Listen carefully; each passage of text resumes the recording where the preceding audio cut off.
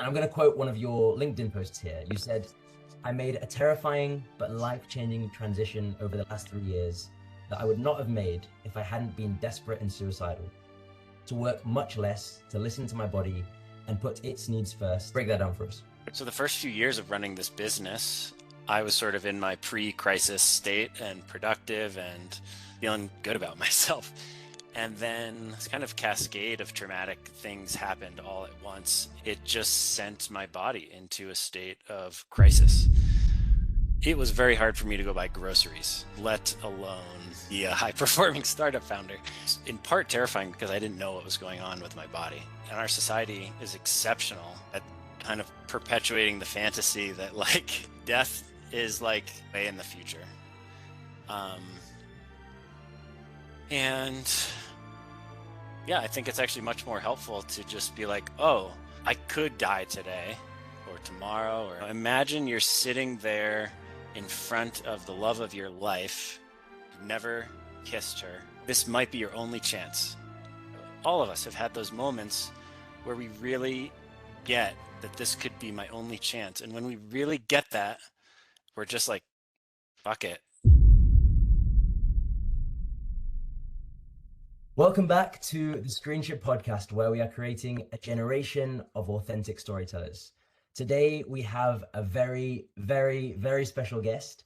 Our guest has been featured on BBC, GQ, CNN, the New York Times. He has been a member of the Forbes Council, and he is the founder of an amazing website and community called FocusMate.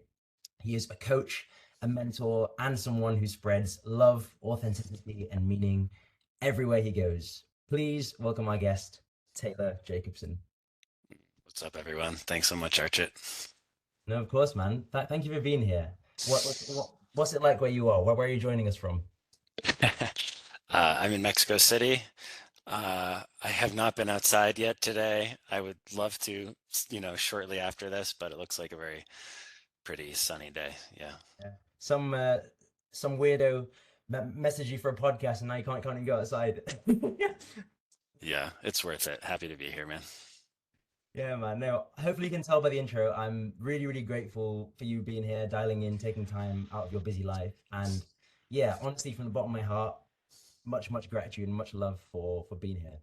I think a really good place to start would be FocusMate, because that's how I originally found out about you, and that's kind of what I know most about you. So tell us about FocusMate. Yeah, so where I'll start is, in my own life journey, I've discovered that it can be incredibly hard to show up in our sort of day-to-day, moment-to-moment life the way we want to, and in particular, um, to do the things that we really want to do with our time.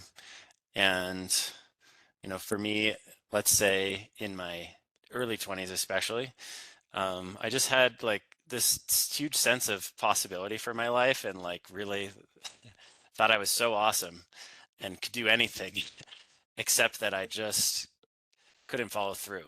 It was like I knew I was capable of being somebody that I could sort of feel intuitively that I was or wanted to be, really. Um, and I just really struggled with procrastination, with just doing all sorts of things. And I've learned that is extremely common. Perhaps it's more common than not. And there's a lot of good reasons for that, but long story short, that really set me on a path of personal growth and like, how do I solve my own problems so I can experience my life the way that I want to and be who I want to be? And over time, that led me to become a coach and to study a lot about personal growth and behavior change.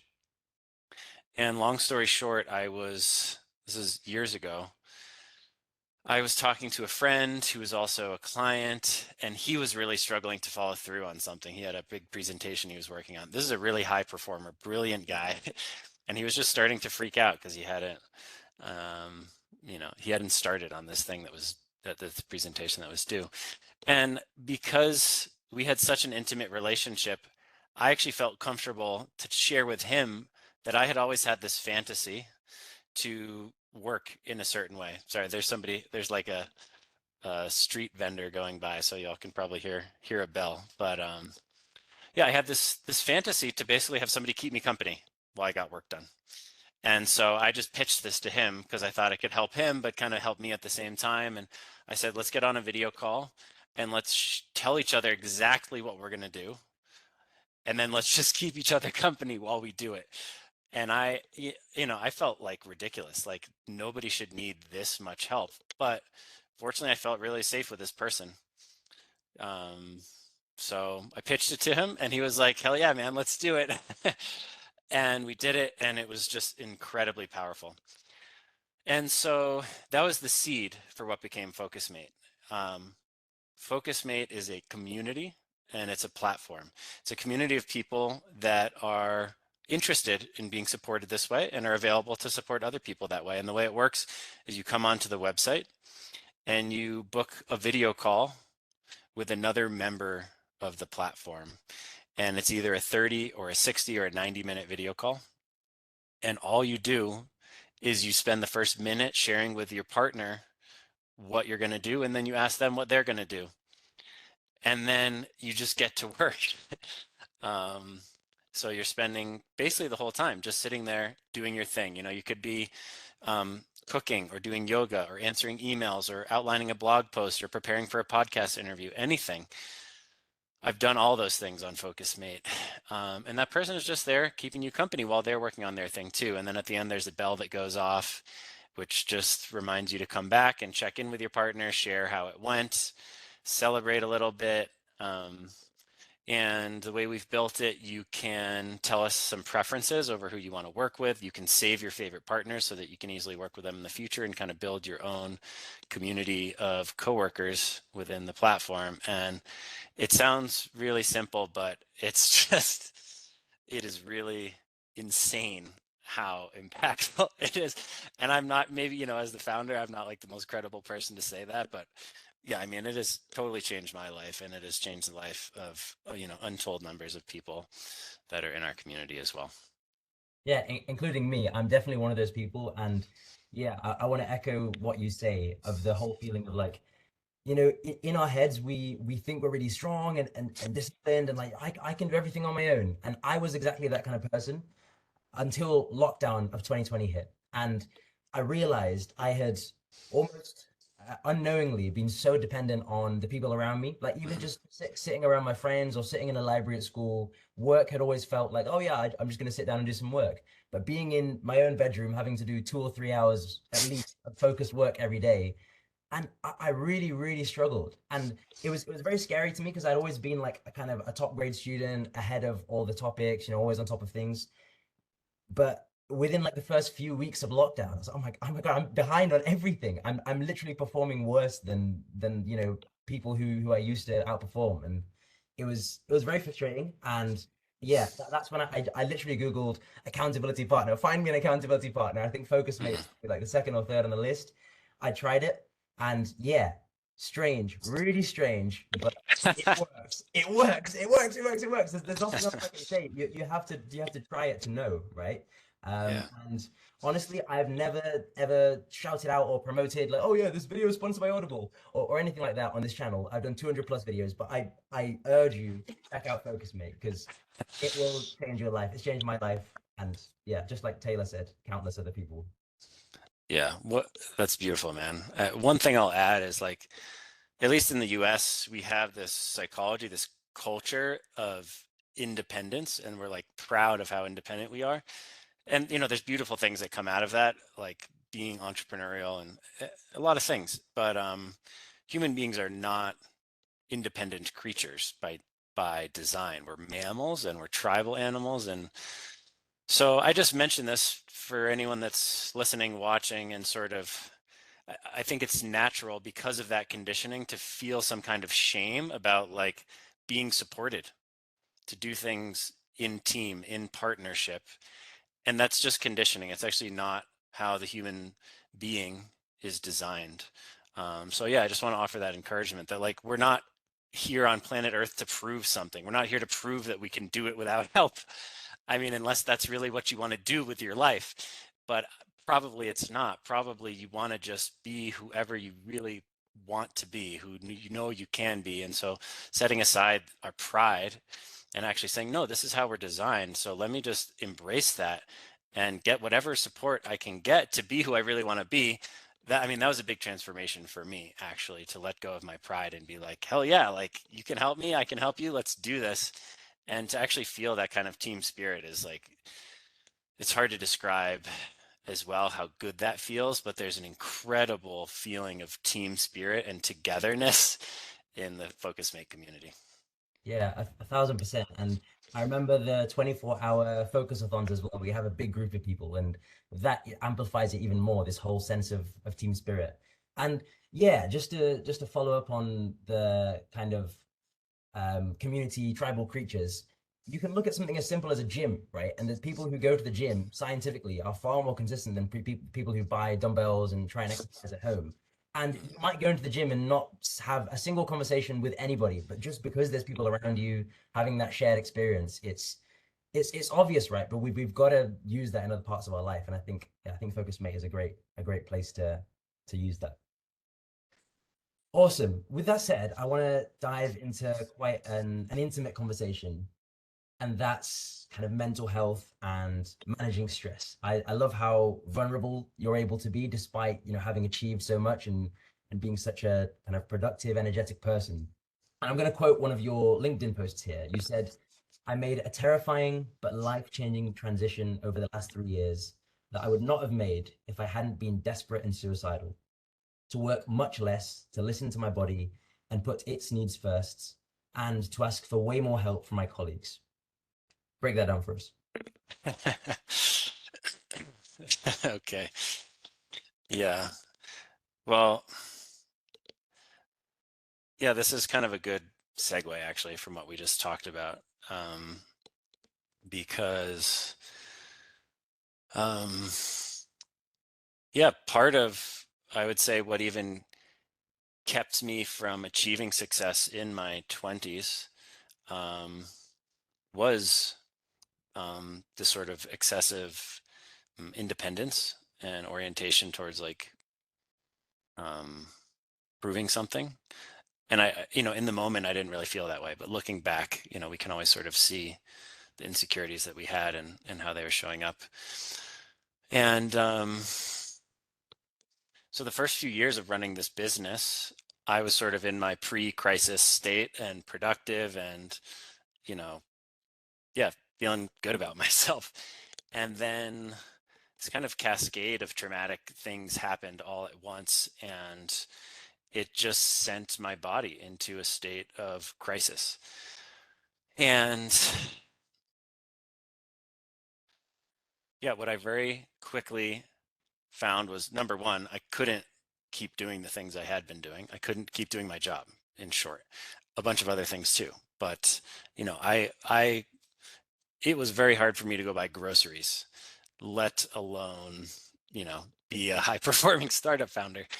And, the sort of phase one of that was um, just kind of trying to keep up some appearances, but just struggling so much that I couldn't. And then sort of shifting into phase two of realizing like I need to talk to people about this because I just can't survive like this. Like, I need to focus on getting through my day, and I don't have spare capacity to pretend I'm doing things. And I certainly wasn't, being productive at all.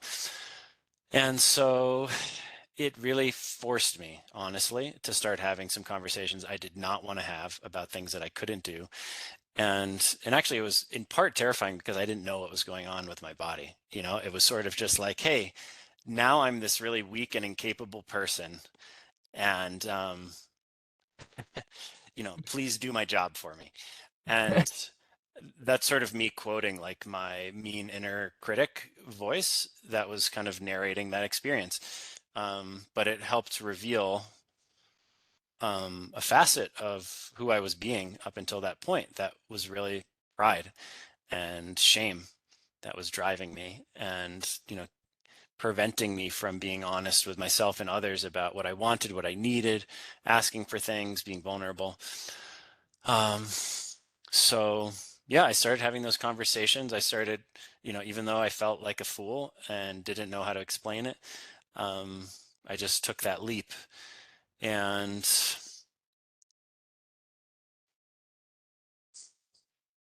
I I thought for sure people are gonna judge me. They're gonna abandon, my team is gonna think, well, if the CEO isn't, getting in the trench and like really going for it with us, like why should I?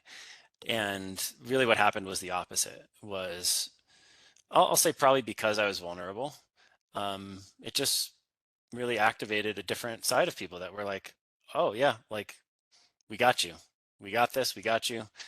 Um, and so it really began to rewire some stories that I had about myself and the world and other people, um, that yeah, we don't need to like crush ourselves in order to be valuable to others, to be supported by others, that people really do want to help us. They want to be there for us. And so yeah, it's kind of coming through that, coming out on the other side. I've really stayed in that sort of headspace of how can I not do things that I don't want to do? How can I not do things that really drain me? How can I ask for things, be vulnerable, ask for things, and trust that there are actually people out there that like love doing things that I don't like to do, and vice versa. There was one time my my co-founder kind of joked to me. My co-founder is our chief technology officer, and he was saying, "Man, if I had to do podcast interviews and investor conversations, like I would hate it. I just could never do it." And I'm thinking, wow, I feel exactly the same way about your job. Like I would hate my life. And so yeah, it's just taught me a lot actually going into that level of crisis. Yeah, and I think just that last point you mentioned, again, we're tribal creatures and we fill in each other's weaknesses, right? And it's so important, just like you say, to remember that we're like pieces of a jigsaw. There's always going to be someone that can work really well with you, that can help you out. And I think just like me, for a lot of other, young, super energetic people, that's really important to hear, especially from someone like you. I feel like sometimes if you hear someone who kind of hasn't achieved much, kind of be like, oh, I need to take a step back. You're like, oh, well, you're just lazy or you're just not trying hard enough. But to hear it from someone who's like, built up such positive momentum in your life, and you're like, you know what? I do have to take a step back. Life isn't about burning yourself out at both ends of the candle. It's about meaning, and it's about, yeah, being vulnerable, sharing your problems. A problem shared is a problem halved, right? And I can think of many times in my life when I've been, yeah, just trying too hard, and it doesn't work, does it? I think there's that quote: whatever you resist persists, right? So the more you push it down, the more you try and, like, just like you mentioned, the inner voice, the more you try and shut out that inner voice, the louder it screams, right? So yeah, very, very important thing to talk about there. Yeah, More, I sorry. actually, oh, I just wanted to build on that a little bit and say it's even more than like strengths and weaknesses or like compensating for our weaknesses. I think it's actually a disservice to the world if we are too focused on our weaknesses because, like, yeah, like you said, like we're a jigsaw puzzle. And if you're trying to be a piece that you're not, there's something missing, and so when we really let that go, when we focus on the things that really energize us, we're actually giving a lot more gifts to the world, and we're cultivating those things. We're serving the world in ways that we're actually much more predisposed to do. So in a way, if we're excessively focused on our deficiencies, we're trying to be too independent, we are forcing things. We're in a way we're kind of stealing our gifts from others. Mm. Yeah, absolutely. And this makes me think about the education system. I watched this interview by Jay Shetty, if you know Jay, and he's a really good kind of speaker in this space where he understands that life isn't about just productivity. He understands that we've got to be spiritual. We've got to let other people in, and yeah, he kind of spoke about how in the education system, you know, like parents, especially Asian parents, stereotypically are like, you got all these good grades, but this one grade wasn't perfect. Why? And it's like, no, no, no, no, no. But look at the grades that are, and try and work on those, and see what you can do with those. You know, it's not about being good all across the board. It's about finding what you love, finding what you're good at, and pursuing that, right? And Yeah, taking. I mean, you could spend your whole life and just burn so much energy. It could take you 100 times more energy trying to get mediocre at something that you're not good at. You could just spend your whole life doing that, and you'd never really help anyone because all you'd ever be is mediocre at that thing that you were once bad at. But if you took that same amount of energy and cultivated something that is actually naturally energizing to you, I mean, your capacity to improve at that and become extraordinary at that, is like infinitely greater too. So yeah, I think we also don't appreciate, um, kind of think of energy as like this linear thing. But if we focus on things that give us energy, we actually have more capacity to do.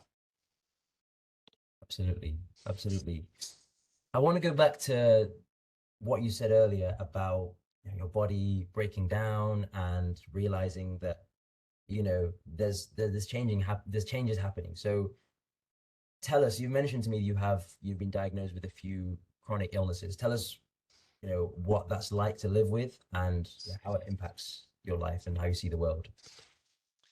Yeah. Well, I'm on my journey of learning about what that is. And in general, I'm not a huge fan of labeling things. It's like more helpful to understand things, but it actually has been really profound and empowering to like understand, what is this thing that we would label chronic illness, because I think it's poorly understood by society, by the healthcare system.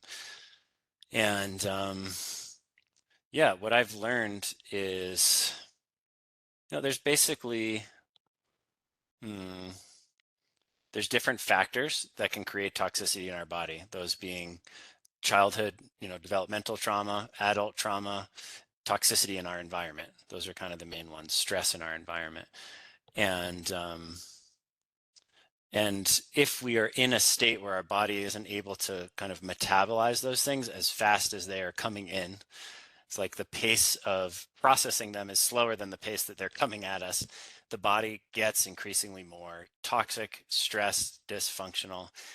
And chronic illness is basically just what happens if that persists over time. It's like, imagine if you go to the gym and you're lifting dumbbells, and you do that a couple of times a week, your body has plenty of time to recover and you're going to get stronger, you're going to be healthy. But imagine if you were to just try to lift dumbbells all day, every day. It doesn't matter that your body is capable of getting stronger. You're not giving it a chance. You're exhausting it. And if actually you were to try to lift dumbbells for even 20 minutes, you'd be toast, right? And so in a sense, that's all that's happening, is the body's just not, it can't recover. And at certain points, you start to see new symptoms show up, pain, allergies. A lot of people have cold hands and feet, or acne, or a lot of things that our society looks at as sort of isolated symptoms, or like, oh, that's just the way I am, are actually symptoms of chronic stress, chronic toxicity. Um, so yeah, that's basically, how I've eventually come to understand what's happened with my body. Um, and it's really cool. I would say it's it's a it's kind of crazy, and it's a shame that our society doesn't understand that. But I'm starting to see a lot more of this kind of, way of seeing things on social media. Maybe it's just the people I follow, but I think it's also so many people had crises of health during the pandemic that this sort of, more holistic kind of nervous system, lens is starting to become, um, a lot more common. But yeah, that's, gives you a little bit of context of what led into, this state of crisis for me as well.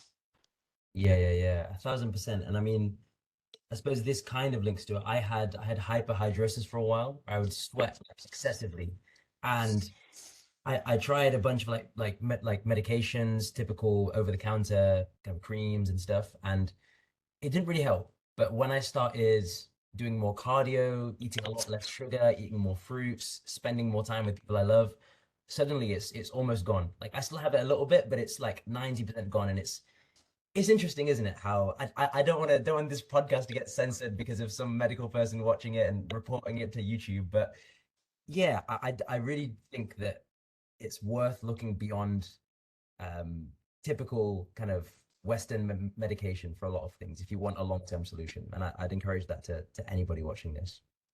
Yeah, I'm also not a doctor, not qualified to opine on these things. And I also don't want to be reductionist, about, oh, like if you just stop eating sugar, da da da da da da da. But for sure, this journey has validated that, like, yeah, what you put into your body, um, like profoundly impactful. And just really, I've started to look at the body more like a plant, and even look at mental health. Like if you were a plant, you would just say, okay, you need the right amount of sun and water, and that's basically it. And I think because we are capable of like this incredible level of thought, this incredible level of intelligence, we actually use that to distract ourselves from how simple some of these things can be. And that a lot of health just comes down to eating well, sunshine, movement, connection, maybe a couple other elements. I would say we might come into this later talking about purpose, and being in alignment is also really important for health in my experience. Um, but yeah, if for those of us that are not at a very severe state, I think those things can actually be the kind of the 80/20 that can Mhm. absolutely completely transform our lives. Yeah, exactly. I forget who said this, but there was this quote that said, um, if you're not getting enough sunlight, eating a reasonable amount of healthy food, getting enough sleep, meeting your friends, then you're not giving yourself the best chance of, having good mental health. Obviously, after you've done all of that, there might be something else that you've got to look at, but you've got to give yourself the best chance and get the basics right. Absolutely. Amazing. So you mentioned to me that because of, chronic illness and life kind of changing in that way, you contemplate death more and you think about death more. It's quite a dark topic, but tell us about that. You said you see the game differently, right? It's it, yeah, I think it's crazy that we actually think of it as a dark topic, because to me that's like it's part of the unconscious ways that we distance ourselves from death. That's like, oh, that's a dark topic, let's not talk about it. And it's a way to actually not confront reality. That's all it is. Yeah, and our society is exceptional at kind of perpetuating the fantasy that like death is like, it's like an abstract thing, and it's like way in the future. Um, and yeah, I think it's actually much more helpful to just be like, oh, I could die today or tomorrow, or, I hope I don't. But, as I was looking over your questions before the interview, the example that came into my mind was like, imagine you're sitting there in front of the love of your life, and you've never kissed her or him or them, and this might be your only chance. A lot of us in that situation, we get nervous, we get whatever. We just say, this isn't the right moment. We come up with some story to justify later. Um, but if you really were like, this could be my only chance, I think a lot of us have had, all of us have had those moments where we really get that this could be my only chance. And when we really get that, we're just like, fuck it, like I'm gonna go in for the kiss. And that's actually a much more reality-based way of going through life, because it might be your only chance. And, going back to chronic illness and crisis, for me, experiencing the contrast of, I have now, 5% of the life force of the capacity that I had just a few years ago. It suddenly felt so scarce and precious, right? Like I am not going to fucking waste these moments. Like, what am I going to choose with this time? So it was certainly like literally contemplating death, because there was a long period of time where just wanting to even be alive was really hard because I was in so much, pain. Um, so that's really helpful in a way. And then just having that contrast of like, wow, this is really precious time, and what do I want to use it for? Um, but actually, like, we're all in that same boat.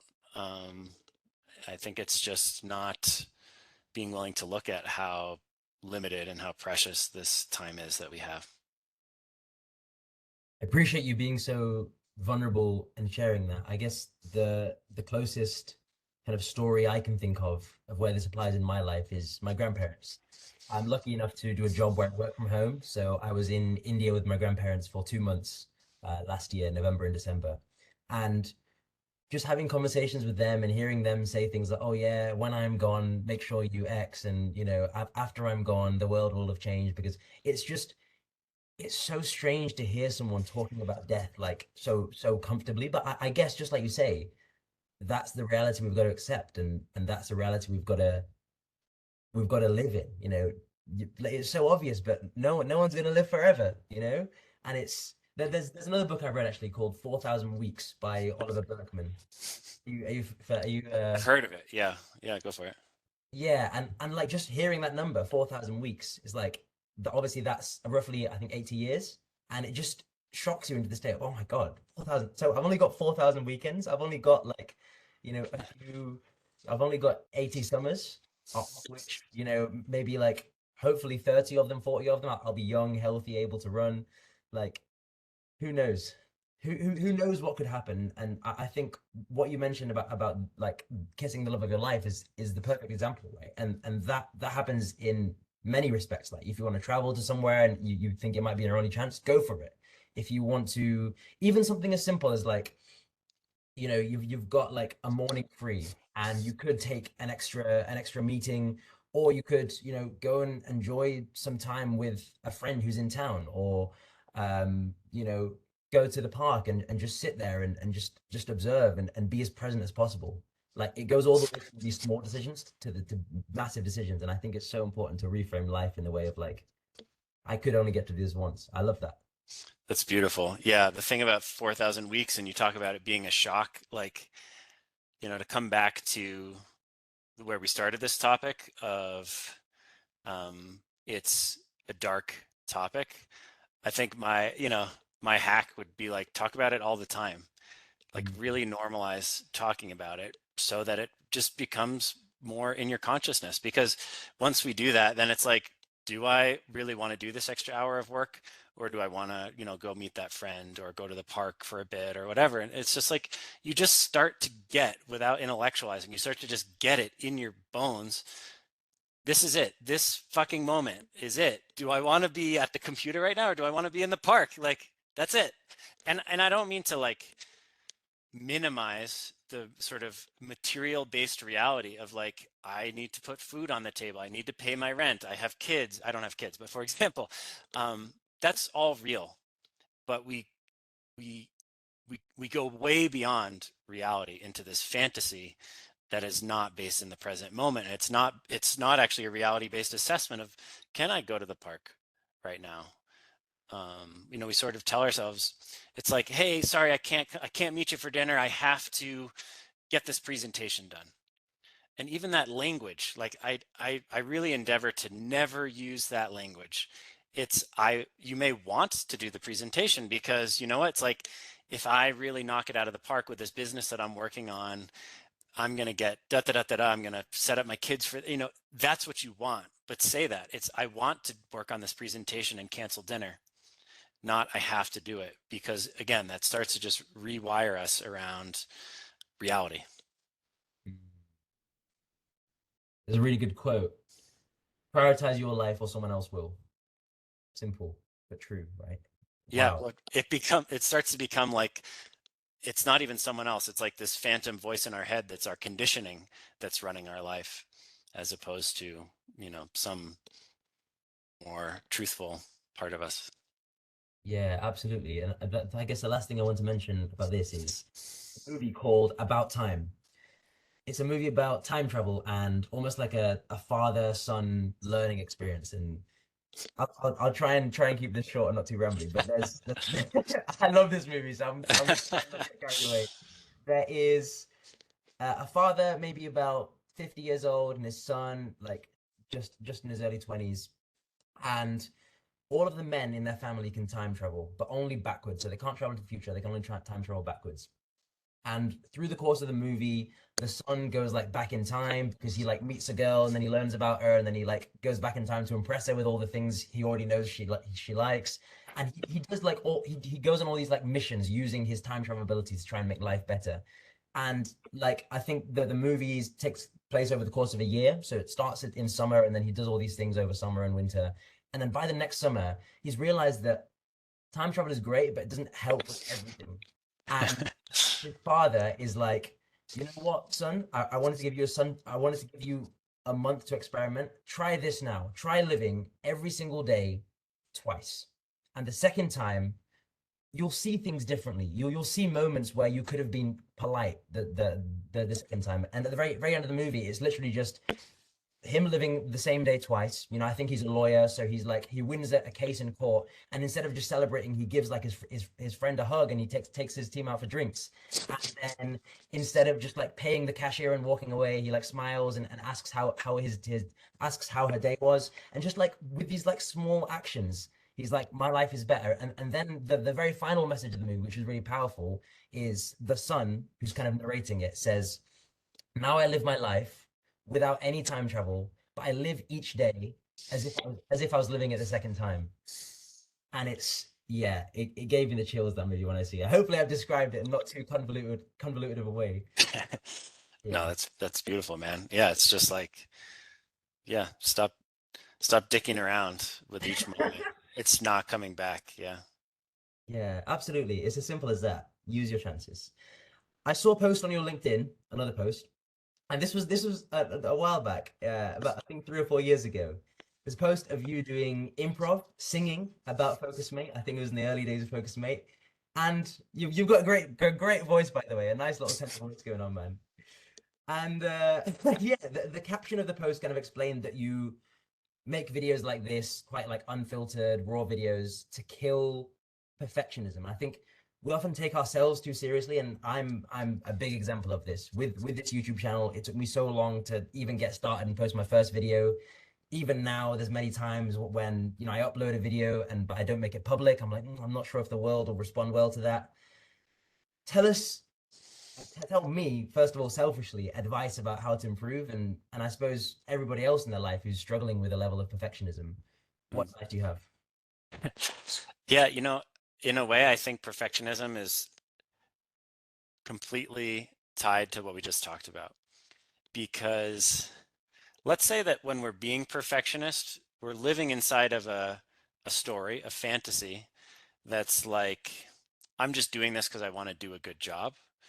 But actually, what we're doing is we're avoiding a fear. We're scared that somebody's gonna, you know, dislike us, reject us, abandon us because the thing that we put out there they didn't like. And so, perfectionism really is just one manifestation of that fear of abandonment or rejection. And so, on that level, and this is probably obvious, right? But on that level, it's very clear perfectionism isn't, I'm just trying to do a good job. It's actually avoiding the thing that we really want. It's kind of like, I'm going to climb up to the top of the diving board because I really want to have this exhilarating experience of jumping off. But all you do is you climb up to the top of the diving board. So you sort of like give yourself the illusion that you're doing the thing, but actually you're kind of just doing all the things around the thing. And you're not doing the thing you really want itself. And the thing that you really want itself is to like move your life forward, to send that email to right to like ship that video and let people see it. Um, so it's kind of just one expression of this illusion that like there's infinite time, that we're not going to die, um, where we're kind of choosing to avoid the fear. It's like we avoid the rejection and the abandonment because we think we're going to die if we get rejected and abandoned. That's really what's happening in our bodies. You know, we were infants at one point that if we got rejected and abandoned, we would die. We were children that still completely relied on the support of others. So these are things that are hardwired for a good reason. You know, it's important to have our tribe, to have support. But when we get lost in the fantasy, when we think, oh, if I post this YouTube video, I'm going to die, that's what's happening. Mm. So we really just, I think becoming conscious to that. That's like, hey, do I really want to post this YouTube video? Yes, usually.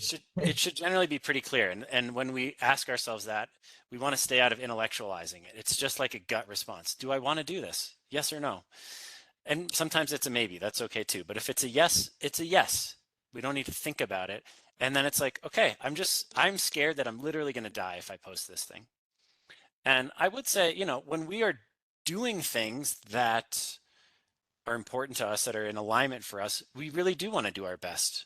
So absolutely, let's do our best at things, but that's very different than perfectionism, which is, you know, actually not even doing, not taking that final scary step. And when we do take that final, you know, I guess this is my last selling point. Every time we take that scary step and we don't die, we heal the rejection wound, we heal the abandonment wound, because we're literally building new neural pathways. We have those old ones already. The old ones say, I'm going to die if I get abandoned. And so now we're just rewiring our brain to be like, oh, look, I didn't die. You know, I'm still okay. So it's really that simple. I would say don't over intellectualize it. Make the decision. Do I want to do it? And then just say, okay, if I do it, I'm actually going to heal this thing.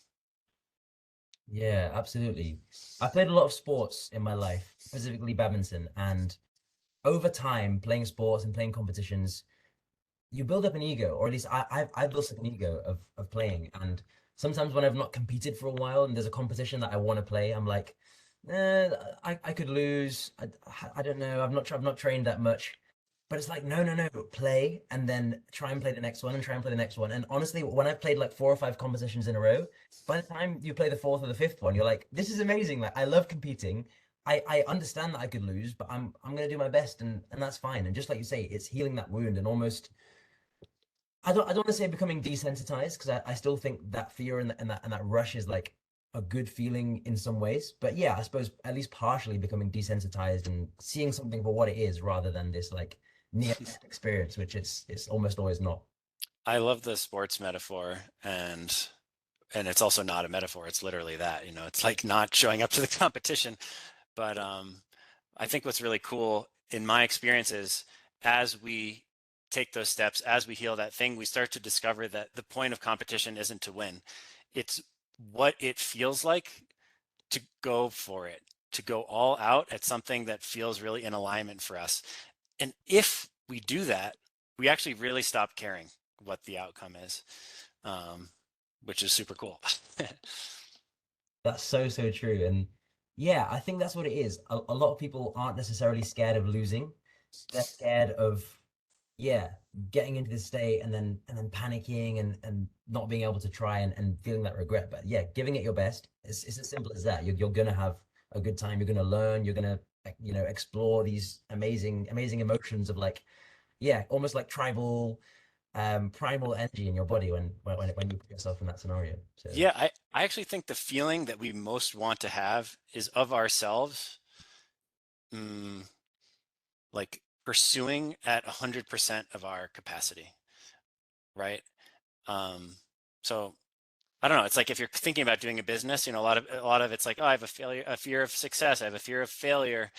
Um, yeah, to me, this is just my intuitive sense of myself, but I would guess it's true for other people too, is really what we're here for, what gives us the most pleasure is I'm going to start this business and I'm going to do my absolute best because that's what feels exciting to me. And it will probably, you know, create the best possible chances of like having a successful business or winning that badminton match as well. So that's kind of a cool, you know, byproduct. yeah, absolutely. I've heard a lot of athletes say this, but when they get interviewed about their training and their intense regime, they're like, why do you train so hard? And a lot of them give the same answer, which is I'm curious. I'm curious to see how good I could be. And that's so interesting. And I remember when I first heard it, I just started playing sports. I was like, no, but I train because I want to win. I train because I want to get this medal or this or this. But it's like after you've done that and you've got used to training up for a competition, winning a few times, another medal doesn't mean that much. But it's the curiosity. It's like, what could I possibly achieve? What skill could I learn? What impact could I have? It's that question. And I think, yeah, the only way to answer that question and have fulfillment is to try, right? Is to try. That's all we can do. Tell us about dharma. You've mentioned the gut feeling and intuition. Dharma is an Indian term, and I've heard my parents mention it a few times. But I was going to look it up before this podcast. Actually, I was going to ask ChatGPT summarize dharma, but I thought let's hear it from Taylor, the man himself. Well, now I'm really curious what it means to you and your parents and to ChatGPT. But I'll go first. Um, I love the word dharma because there are other words in English, let's say, that kind of circle around this concept, but there's no other word that exists explicitly for this purpose. And if you think of a tree, its dharma is basically to grow towards the sun, right? To provide shade, to nourish the other trees in its root network. It's not trying. That's just what it does. And in the process of doing what it does, it's also, right, it's providing shade, it's providing a sort of nesting place for birds, but it's not doing that because it has some grandiose sense of, I'm a tree, I want to be the best tree, I want to live my purpose. But look at all the things it provides. What about like, processing carbon dioxide and letting human beings breathe? Like, how fucking incredible. That's dharma. Human beings have a unique capacity to deviate from our dharma. And, it's actually a really cool thing because we have this consciousness, we have these forms of intelligence that maybe a tree doesn't have. We don't really know. But what we know is that sort of the two sides of the coin of human consciousness and intelligence is we're able to be conditioned to do things that are not our dharma. So yeah, dharma is really like surrendering all of our conditioning, all of our stories about what we should do, all of our grandiosity, all of our insecurities, and just connecting to the purest, I'm going to call it desire, because I think there's too much ego that our culture has tied to the word purpose. And obviously we can use the word purpose without making it egotistical, but I find that's distracting. And desire can feel a little bit more selfish. But is it selfish of a tree to grow, to do all the things that a tree does? No. And yeah, so human beings are capable of living in that way, but we have to sort of surrender to, I'm going to do what I want to do. And when we do that, this comes back to our earlier conversation about like living in alignment with your gifts. But it's also living in alignment with what feels energetically nourishing and easy. And like, this is just what I want to be doing. And my assertion is that when we do that, as a byproduct, we provide that shade. Like how we're showing up in the world, we will inevitably find that our nature is to serve, to love. Just like a tree's nature is to give shade and to give oxygen. We can't help it. It's just how we are. And so, this is maybe can be especially hard for like social crusaders who are like, I want to make a positive change in the world. Sometimes that narrative about ourselves, this has been me, by the way, that narrative about ourselves actually distracts us because we think that it's selfish to do what we really want.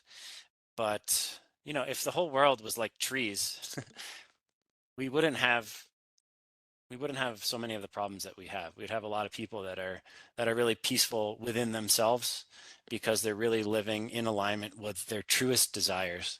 And when we do that, we are very peaceful and loving outside of ourselves as well. And we provide that shade and those branches and that oxygen to people around us. And I think one other thing that's hard but important about understanding Dharma is it's, sometimes we want to say my Dharma is da da da da da. My Dharma is to, build this company. But Dharma really exists only in the moment. And sometimes we have the illusion that there's some bigger thing that's our Dharma to build a company, because sometimes it's very consistent over time, right? I wake up tomorrow and I still want to do that thing. But we can get attached to these stories that are bigger than us because we're insecure. We're insecure that if we just do what we want all the time in the moment, it won't add up to anything, that our lives won't mean anything, that we're not going to be lovable and valuable, and we'll be abandoned and rejected, right? So we hook ourselves onto these bigger identity constructs of what is my purpose. I'm doing air quotes if you're listening on audio. What's my purpose? And it's this bigger, more grandiose thing. And so it can be very scary to surrender into, no, Dharma is actually a moment to moment experience of what do I want. Mm. I think purpose has become a social media flashy term where it's some guy with like B-roll of him like lifting dumbbells and meditating, then making like a smoothie, like, I found my purpose, guys. Life is perfect. Nothing can break me now. And yeah, I think social media has really made it hard for people to find out what they want versus what the person next to them wants. In India, when I was with my grandparents, there is barber there. So the barber that my granddad goes to. And I've been going to that same barber since I first ever went to India when I was 3 or 4 years old. And even before that, even before I was born, it was that same barber cutting hair in that shop for 10 years before that. And he is genuinely one of the happiest people I met, right? And if I said to my friend, "Oh, do you want to be a barber?" And like, what would life be like being a barber? They'd be, "Oh, it'll be boring. You don't get much money. You've got to be inside around hair all day." But for that person, it feels to me like that's his dharma. That's what he's made his, not I wouldn't say his mission, because obviously he's got more in life than that, but he's made that a big part of his life, and he's accepted it, and he's having a great time doing it, right? It's so hard in this Western world to be like, well, that person's over there making more money, and this feels right to me. It's not making me as much money, or it's not getting as much status, but leaning into the feeling is becoming harder than ever. Would you agree?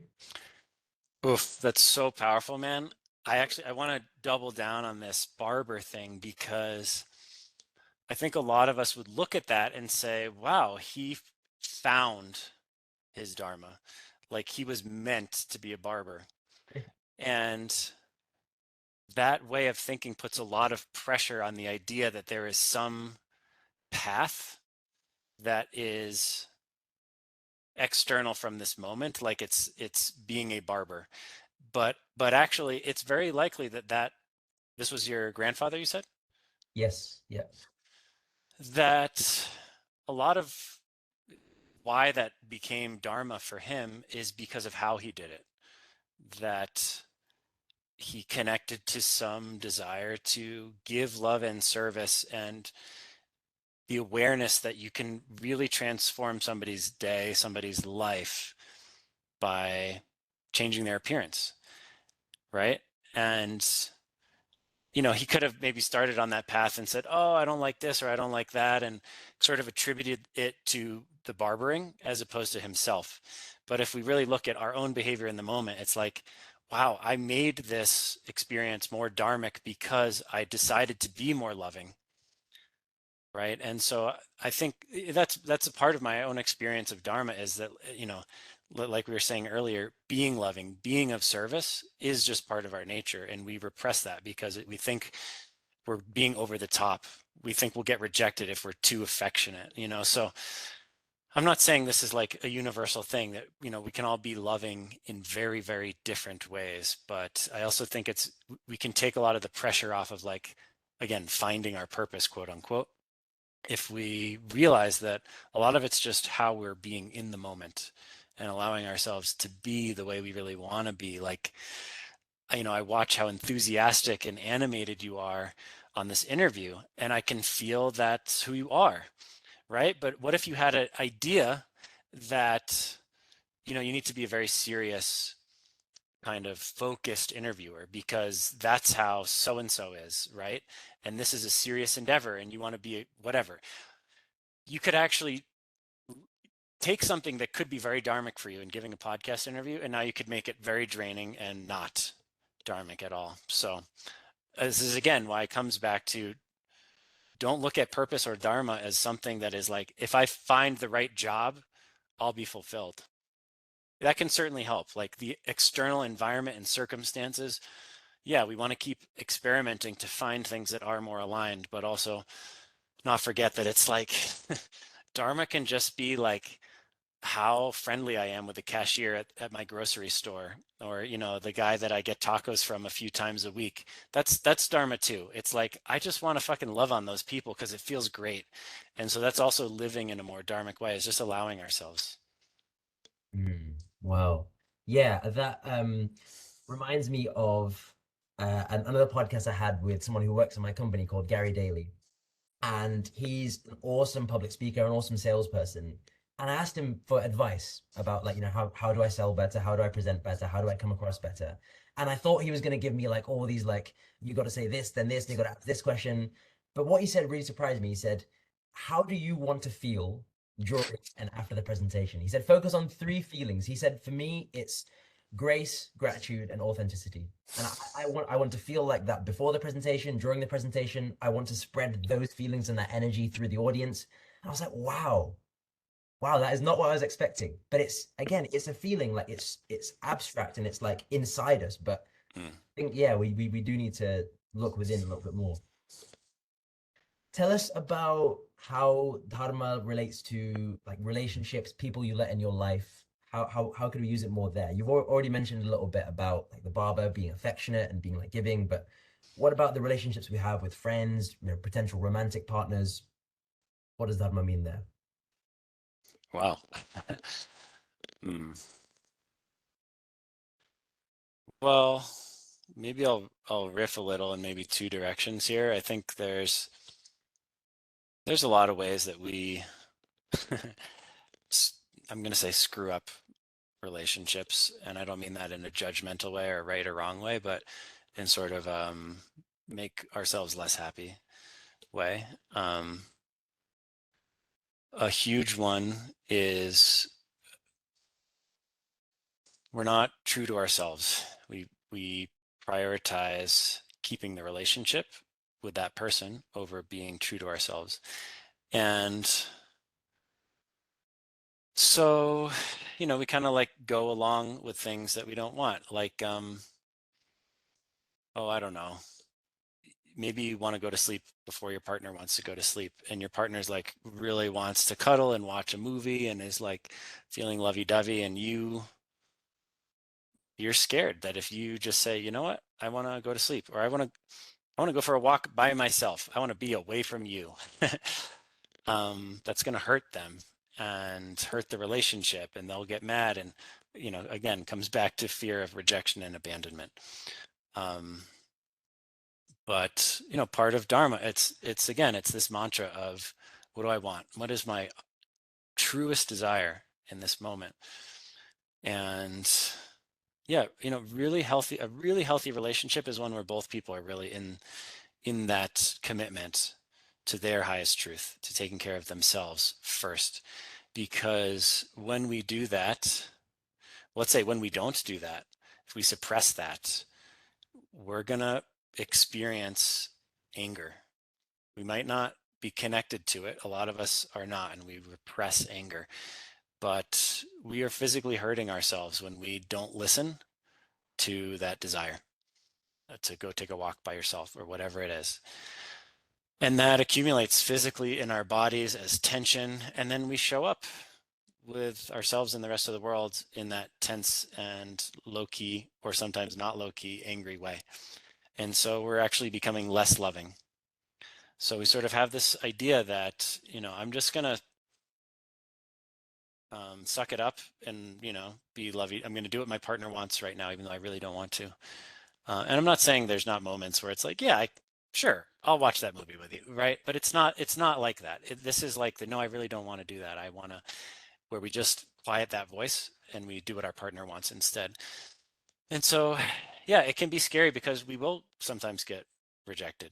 Someone will break up with us because we're not getting on their program, or we discover that we're actually not compatible, or whatever. Um, but we learn that we didn't die, um, and we eventually find people that really are able and interested in being in relationship with us when we are truthful, when we take care of ourselves, when we share our boundaries and limits and things we don't want and do want. Sharing things we do want is just as vulnerable as sharing things we don't want. um, so yeah, that's one. And then we do the opposite of that too, where um, we run away from relationships. We're scared to be as affectionate as we want, and um, somebody's upset with us about something, and we just say, "Screw it! I'm just, you know, this is too hard. It's too much." And so we want to run away from relationships so that somebody doesn't reject us, you know, first. We'd rather run away before somebody else rejects us. And if we really connect to our true desire, it's like, no, I really want to be in this friendship, this romantic relationship, this job, and I'm scared. Um, and that is the fundamental tension that exists between dharma or truth and fear or ego. So yeah, kind of being dharmic in relationships looks like both things. It looks like you know putting boundaries, um, and voicing those vulnerable needs and wants. It also looks like staying sometimes when we're scared. Yeah, absolutely. And I think almost the Western terminology we use for relationships kind of shows how we might be looking at things the wrong way, right? Like we talk about falling in love, and that's like, I know it's just a turn of phrase and everything, but in this spiritual path that I kind of follow is it's kind of a mini path within Hinduism. We talk about rising in love, like how a relationship should be helping you to heal, helping you to grow, and if it's not doing that, then it's not the one, you know? And just like you say, it's a very fine balance between, am I just being, am I looking at the wrong things and being and not letting people in, or am I compromising too much and realizing that we're not compatible? But yeah, a big topic. We'll have to go deeper in episode 2. But so yeah, thank you for being on, Taylor. We've got one more question, but before I ask that, it's been such a pleasure, and once again, I'm really, really grateful for you taking time out of your busy schedule in Mexico City and joining us. So the last question is a bit of a selfish one, but I think many people can benefit from it. I'm 20 years old. I've got tons of energy, tons of willingness to like just work hard, but at times I feel directionless. I feel like my decisions have a lot of consequences and that I might, be making decisions that set me up for somewhere I don't want to be in the future. What advice do you have for someone in my position? Because I know a lot of the audience is in my position as well. Yeah, beautiful. Um,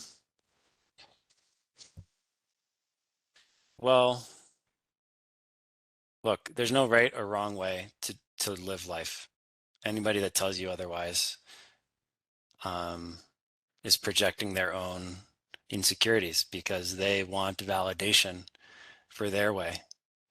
We all do. We all are scared that somehow we're doing it wrong, we're wasting our lives, and if we can just find the right way, it kind of gives us, the right way in quotes. It gives us comfort.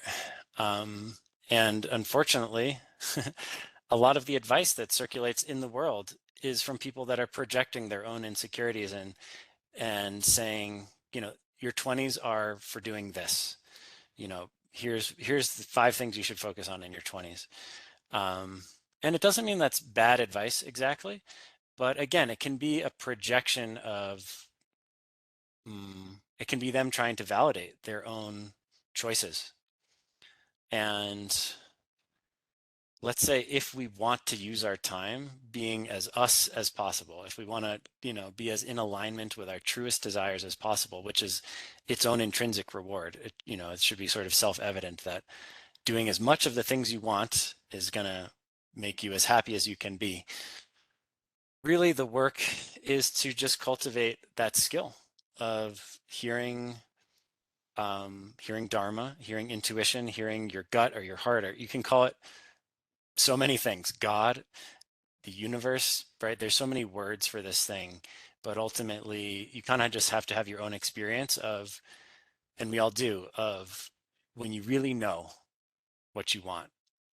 It doesn't matter what you call it or where it comes from, but we all know what that feels like. We also know what it feels like to abandon ourselves, to force to do something because we think we should. We think we have to. Because our parents said to, because some social media guru said to. All those are ways that we actually just distract ourselves from that connection to ourselves. So yeah, like any other skill, we start out as total beginners, and we have to learn how to get better at hearing ourselves, at hearing what we really want. But I think, yeah, the starting place is committing to staying in that question as often as we can, as many moments in our day as we can, to come back to that question of what do I want? And it's not what do I want my career to be? It's actually more pedestrian, moment to moment. Like take the pressure off. Don't try to figure it all out. Really focus on just what's my next step? Do I want to go to the park, or do I want to read a book, or do I want to answer emails? Just focus on that. And sometimes it's like, yeah, I want to answer emails because what I really want is to do great at my job and get a raise. And it doesn't mean we become hedonistic and like, I'm just going to eat pizza all the time. We can actually truly desire to defer gratification and work on big long-term goals. That can be our most profound want at times.